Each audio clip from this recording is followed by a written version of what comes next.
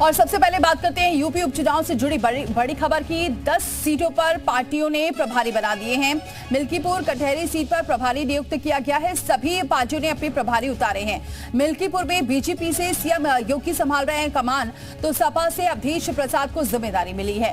कांग्रेस से अखिलेश प्रताप को जिम्मेदारी दी गई है। और बात करें कटहरी सीट पर, तो प्रभारी नियुक्त किए गए हैं। कटहरी सीट की जिम्मेदारी संभाल रहे हैं सीएम योगी।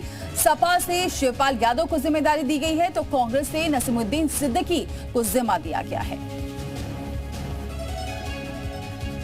और चलिए सीधे रुक करते हैं, तुषार श्रीवास्तव हमारे साथ जुड़ चुके इस खबर पर। तुषार, अगर देखा जाए प्रभारी नियुक्त कर दिए गए हैं, लेकिन सीएम योगी खुद ही कमान संभाल रहे हैं। बिल्कुल, देखिए उपचुनाव की तैयारी अब अपने चरम पर है और चारों ही पार्टियां जोर शोर से इसमें लगी हुई, चाहे वो समाजवादी पार्टी हो, चाहे वो भाजपा हो, चाहे वो बसपा हो या फिर कांग्रेस हो।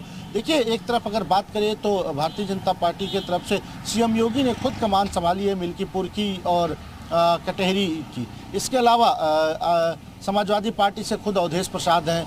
इसके अलावा कांग्रेस देखिए तो अखिलेश प्रताप सिंह को जिम्मेदारी दी गई है। कांग्रेस ने भी अपने 10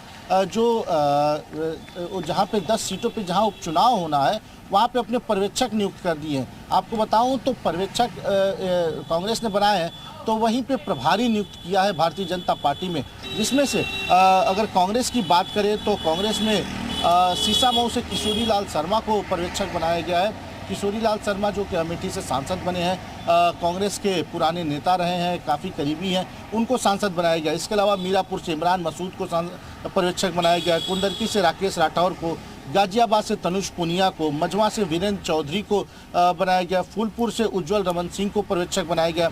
कटहरी से नसीमुद्दीन सिद्दीकी। लेकिन अगर तुषार बात करें मिल्कीपुर और कटहरी सीट, ये 2 सीट ऐसी है, ये नाक का सवाल बन गई है और यहाँ पर दिग्गजों को उतारा गया है मैदान में, जहां सीएम योगी खुद कमान संभाल रहे हैं। तो वहीं सपा से शिवपाल यादव, तो कांग्रेस से नसीमुद्दीन सिद्दीकी, तो ये 2 सीट नाक का सवाल बन चुकी है। बिल्कुल, और यही वजह है कि सबसे अधिक जो पार्टियों के, तीनों ही पार्टियों के जो दिग्गज हैं उनको वहाँ के प्रभार सौंपा गया है। क्योंकि देखिए, अयोध्या में राम मंदिर बना तो लगा था कि अब चारों तरफ कमल का फूल खिलेगा, लेकिन लोकसभा चुनाव में ऐसा नहीं हुआ।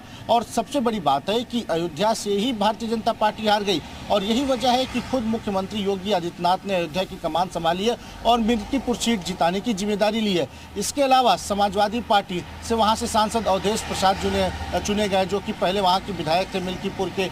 तो खुद शिवपाल यादव को जिम्मेदारी दी गई है। पुराने नेता हैं, कद्दावर नेता है, समाजवादी पार्टी के रमे नेता हैं और फाउंडेशन के समय से समाजवादी पार्टी में है, तो उनको जिम्मेदारी दी गई है। दूसरी अखिलेश प्रताप सिंह को जिम्मेदारी दी गई। अखिलेश प्रताप सिंह भी कांग्रेस के पुराने लीडर है और एक कद्दावर नेता माने जाते हैं। तो सबसे बड़ी अगर देखिए उपचुनाव की बात करें तो 10 सीटों में अगर किसी की नज़रें हैं वहाँ पर, तो सबसे अधिक अयोध्या की मिल्कीपुर को है। और इसमें भारतीय जनता पार्टी को सबसे बड़ी चुनौती है कि अपनी साख बचाना, क्योंकि लोकसभा चुनाव में भारतीय जनता पार्टी अयोध्या हार गई। वो अयोध्या हार गई जहां पे भारतीय जनता पार्टी ने राम मंदिर बनवाया था।